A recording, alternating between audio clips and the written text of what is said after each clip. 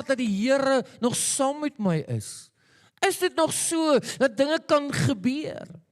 En dan kom die Here in Genesis 15, hy sê eers vir Abraham, dat hy groot is en wonderbaarlik is, hy sê vir Abraham, moenie vrees nie, ek is die God wat vir jou skuld is, en jou loon is baie groot in my. Maar dit is asof hierdie woorde ook nie werklik by Abraham ingesink het nie. Dit is asof Abraham hierdie woorde gehoor het, maar ek wonder daarom, hoor ek en jy nie op 'n tydjie so nie. Ons lees die woord, en dan sê ons vir onsself, maar.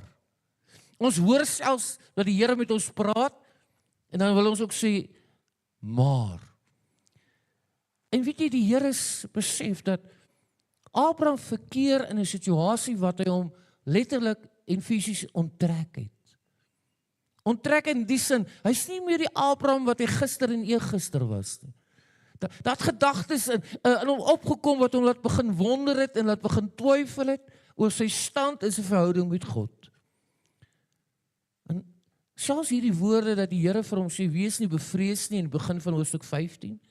Die woorde dat ek is jou skuld en jou heil, selfs dit het Abraham nog steeds laat stil sit. Selfs dit het Abraham nog steeds laat in beweging kom nie. En dan sê die Here, Abraham, staan op en gaan na buite. Gaan kyk wat gaan buite aan.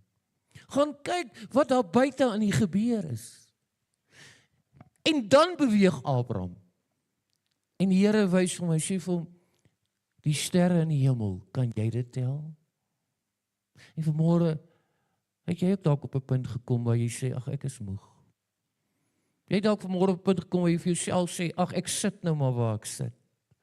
Ek het nou maar tevrede gekom met die pad wat ek gewandel het tot dusver en ek hoor